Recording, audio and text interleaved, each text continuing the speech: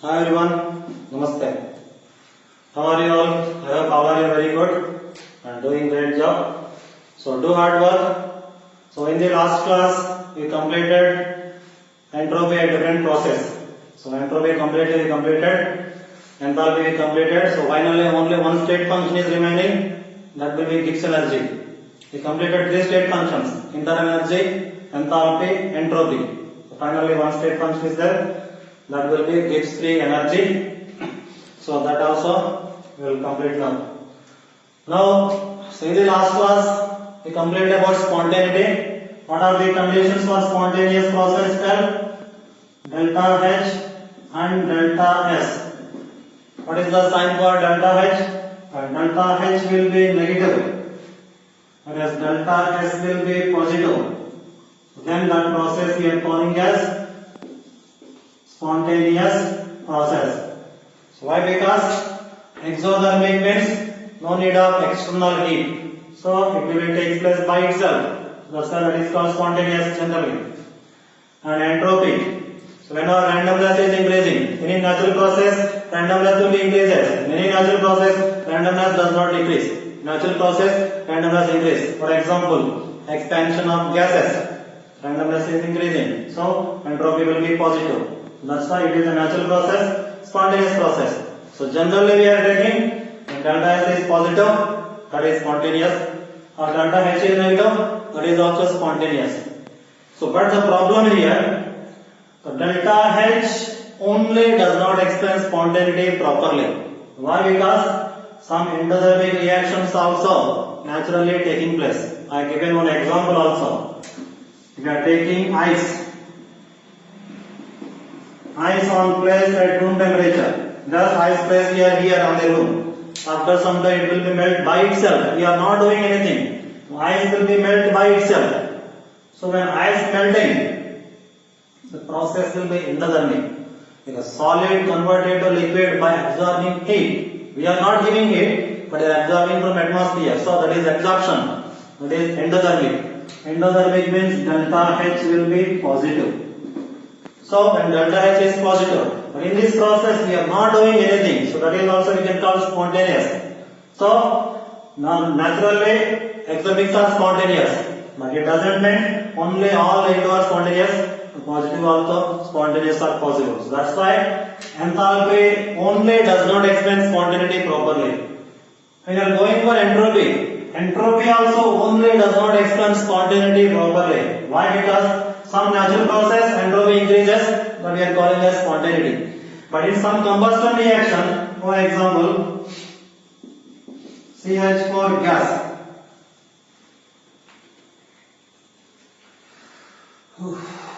Plus on combustion produce what will produce carbon dioxide and 2H2O liquid.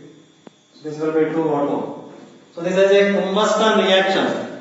So combustion reaction means after initiation it will take place by itself. We are not doing anything. The combustion reactions always takes place by oneself. But here when you are observing delta S, what is the delta S here? Product moles are only one gas. These are liquid. So only one gas. But here one gas plus two gas, three gas. So 3 moles of gas converted to 1 mole of gas. That means gas is decreasing. And gas decreasing, randomness decreasing, so delta S will be negative. Here delta S is negative. But in this process we are not doing anything, that is taking place by itself. Since that is a combustion reaction. All combustion reaction takes place by itself after initiation. Remember it. We have to do initiation for any reaction. But after initiation, it can take place by itself. That is called spontaneous process. So it is a spontaneous process, but delta S is coming negative. So that means delta S not only giving spontaneous, but delta H not only giving spontaneous. So we require another state function which explains spontaneity properly and compare with delta H and when compare with delta S. So that another state function is the combining factor of enthalpy and entropy. So only delta H does not explain, or only delta S does not explain. But if we are combining factor we are taking both H and S, This combining factor we are calling as another state function, that will be Gibbs free energy. So the last state function will be Gibbs free energy.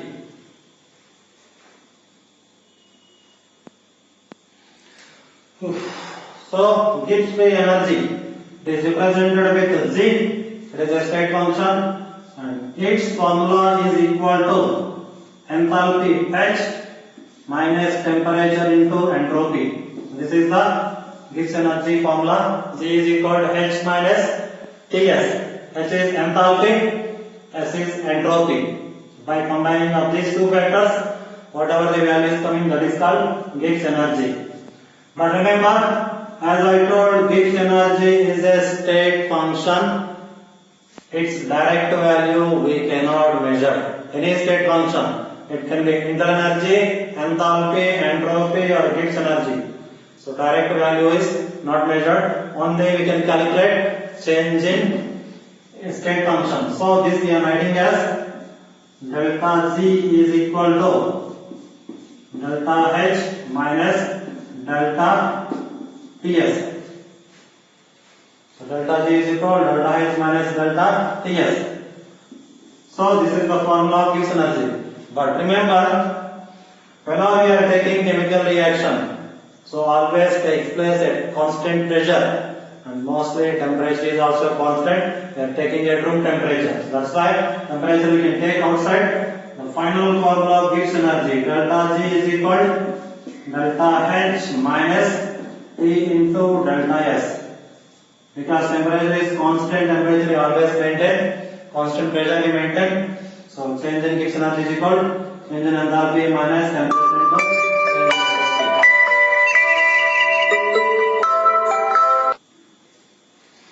So delta G is equal to delta H minus T delta S. So delta S is the enthalpy change, delta S is the entropy change. It singly does not explain spontaneity.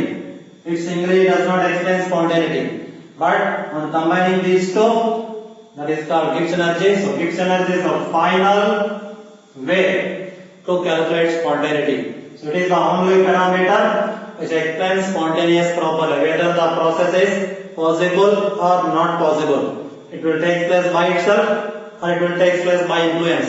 That is explained by Gibbs energy. So this Gibbs energy is the explanation of spontaneity. So what is the formula?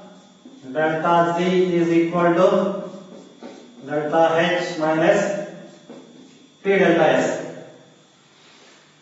Now remember, if we want to calculate spontaneity, so we have to identify this sign. What is the sign for spontaneity? What is the sign for non-spontaneity? So the process we are taking for spontaneity, for spontaneous, delta Z must be. So what is the delta X sign for spontaneous? The delta X sign for spontaneous will be negative minus T into delta S sign for spontaneous positive. So this is the spontaneous sign for entropy, spontaneous sign for enthalpy. Suppose we are taking spontaneous. This is also spontaneous. This is also spontaneous. So definitely Gibbs energy also will be spontaneous. Now this will be negative. Negative into positive will be negative. Negative minus negative. This will be negative, not positive. Don't talk like this. Negative minus negative is not positive. Negative into negative will be positive. But negative minus negative will be negative. For example, minus 3 into minus 4 will be plus 4. But minus 3 minus 4 will not be plus, it will be minus 7. So it is not multiply value, these two are multiplying. So this will become negative, negative minus negative will be negative, remember.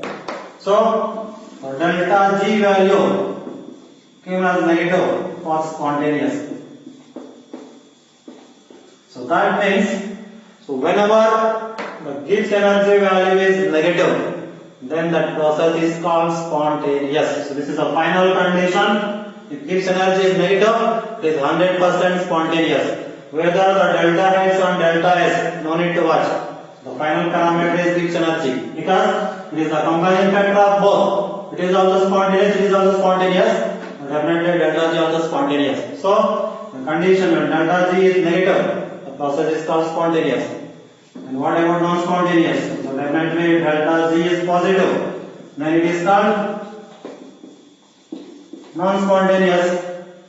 If suppose delta G will be 0, then that process is called equilibrium. Remember it? So in equilibrium chapter you learn equilibrium is a condition where the rate of forward is equal to rate of backward. So when both rates are equal, the change in state function must be zero because it is a state function. Is it or not? In state function it is a equilibrium reaction. Initial final states are same because it is reversible.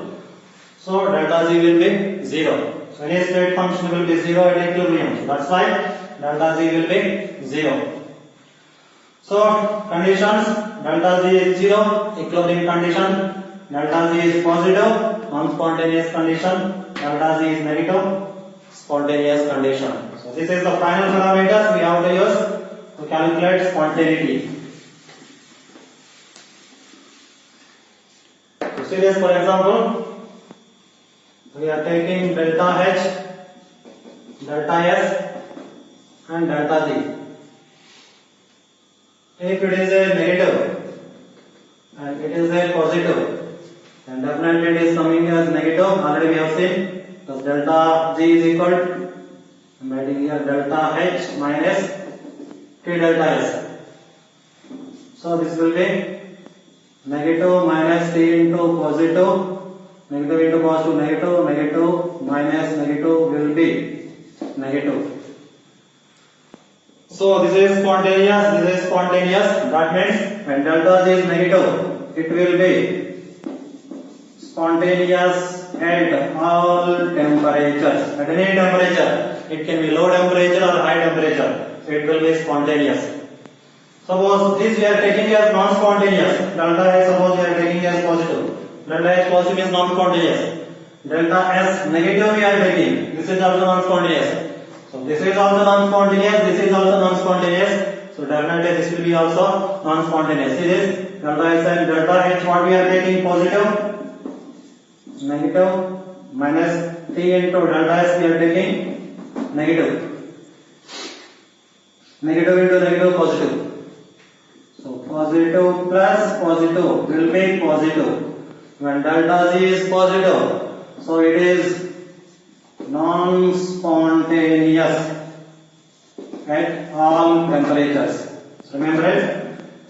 When delta G is negative, remaining all also spontaneous. So that will be spontaneous at all temperature. When all are non-spontaneous, non-spontaneous at all temperature. So signs also most important. At which temperature it is spontaneous, non-spontaneous they will ask. When both are spontaneous, so at all temperature it is spontaneous. When both are non-spontaneous, at all temperature it will be non-spontaneous.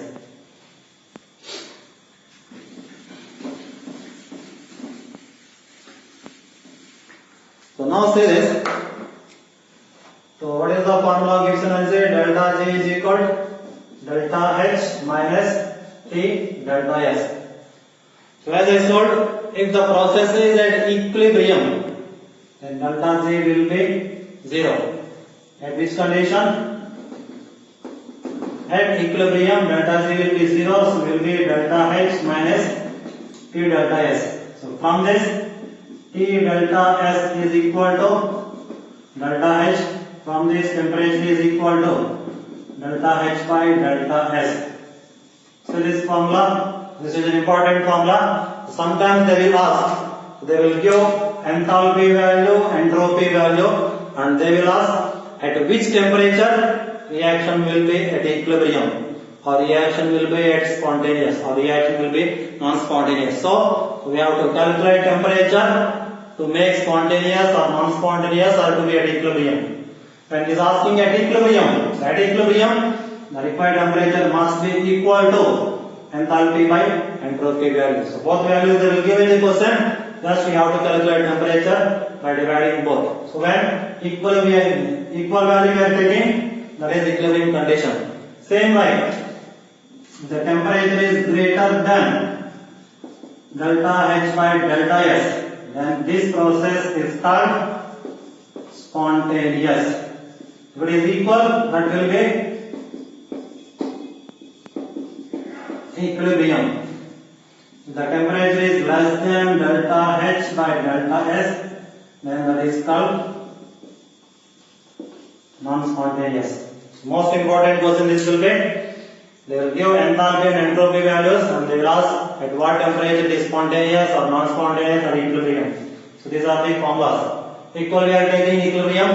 The temperature is greater than, more temperature is there, then the spontaneous. Temperature is less, that will be non-spontaneous. You will say some questions here.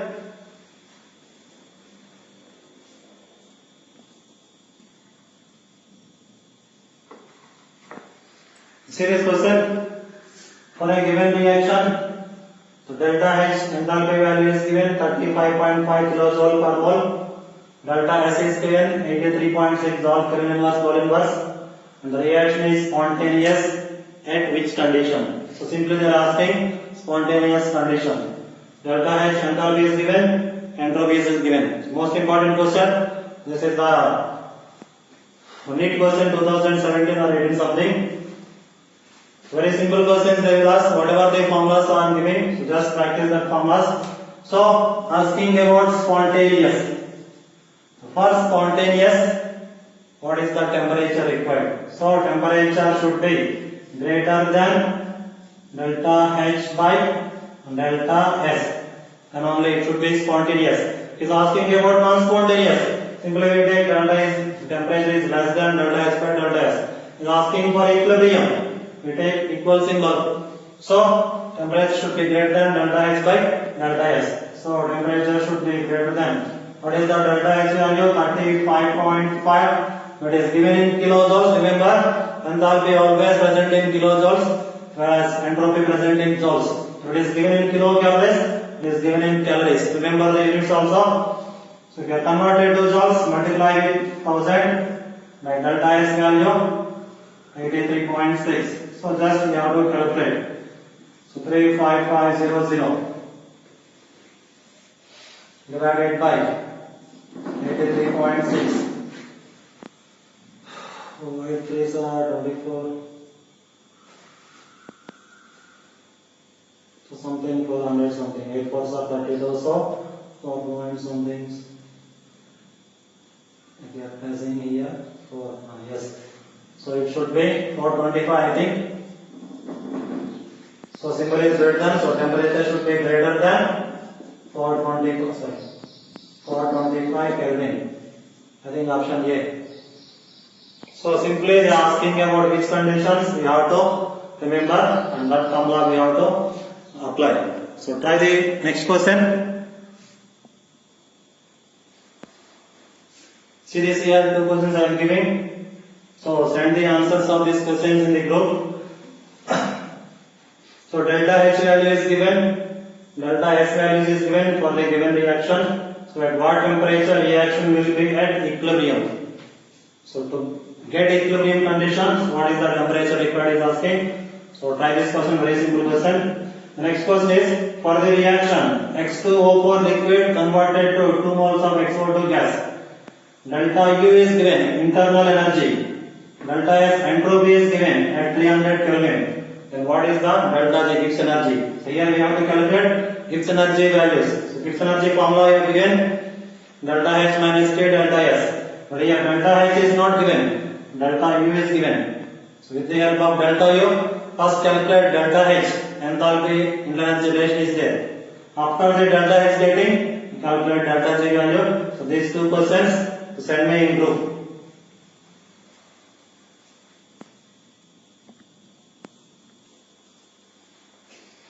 So now we completed the actual formula of Gibbs energy. Delta G is equal to delta H minus T delta S. So delta G is equal to delta H minus T delta S. But remember, so this is the Gibbs energy at any temperature. So it can be at any temperature or at any pressure. That is the Gibbs energy. If we have to calculate standard Gibbs energy, standard means temperature must be 298 Kelvin, pressure must be 1 atmosphere. At standard temperature and standard pressure, that we are calling as delta Z naught. So now we are using naught, that must be standard Gibbs energy. So which must be equal to delta H naught minus T delta S naught. So this is also formula. This is also formula, but this is standard Gibbs energy at standard conditions at 1 atmosphere and 298 Kelvin temperature. So whenever enthalpy entropy is given, so we can calculate Gibbs energy. But in sometimes in chemical reaction, they don't give delta H and delta S value. So we have to calculate delta Z value directly. So how to identify? So delta Z naught of a reaction simply is equal to delta Z naught of products minus delta Z naught of reactants. So directly this formula we can use. Same like enthalpy we are using, entropy we are using, enthalpy of product minus enthalpy of reactant. So whenever Gibbs energy of formations they are giving, so we have to use this formula. Gibbs energy of a reaction is always equal to Gibbs energy of products minus standard Gibbs energy of reactants. Products minus reactants. We can get Gibbs energy of that reaction. So when enthalpy entropy is given, we can use this formula. When directly delta G values are given and asking for reaction, so products minus reactants directly we can use. So this is the standard Gibbs energy. Now what is the relation between delta G and delta G naught? So delta G means it is the Gibbs energy value at any temperature, any pressure, but it is the value at standard temperature and standard pressure 298 Kelvin and 1 atmosphere. Remember, this standard Gibbs energy is always constant. It can never be changed for a particular compound. But this delta Z, so with temperature change and whatever the pressure change, value can be changed. So it can be 0 also. So because at equilibrium, delta Z will be 0. So that's why the relation between delta G and delta Z naught will be delta Z is equal standard Gibbs energy plus 2.303 RT log K or Kc. So this is an important relationship between delta Z and delta Z naught. So Gibbs energy of a process is equal to standard Gibbs energy plus some extra value, that will be 2.303 RT log Kc. So here what is the Kc? Kc is a equilibrium constant. Kc is the equilibrium constant. So what is equilibrium constant? All you know that. So one should be there reaction quotient Q, another one is there equilibrium constant. Formulas are both are same. Change in concentration of product by change in concentration of reactant. Change in concentration of product by change in concentration of reactant. So it will be study in equilibrium chapter. But just what is the difference in these two? Q can be calculated at any stage. Even the reaction is reached equilibrium or even the reaction is crossed equilibrium, you can calculate Q. So it can be calculated in any stage. But Kc can be calculated at only equilibrium. Remember, equilibrium constant only when reaction is at equilibrium, we can calculate Kc. So whenever we are writing Kc, that means reaction is present at equilibrium. When reaction is present at equilibrium, remember delta Z will be 0. So at equilibrium, delta Z will be 0. Delta Z will be 0, not delta Z naught. Because delta Z naught always a constant value. It cannot be 0. So delta Z will be 0. So from this, 0 is equal to delta Z naught plus 2.303 RT log Kc for 1 mole. So delta Z naught is equal to minus will come 2.303 RT log Kc. It is the relation between standard Gibbs energy and equilibrium constant. So equilibrium constant question will come in this equilibrium chapter, but just remember the relation. The standard Gibbs energy is always equal to minus 2.303 RT log Kc. R is the gas constant, T is the temperature, Kc is the equilibrium constant. So by knowing equilibrium constant, you can calculate Gibbs energy also, or by knowing Gibbs energy, you can calculate equilibrium constant also. So this is also important formula. Delta Z naught equal minus 2.03 RT log Kc.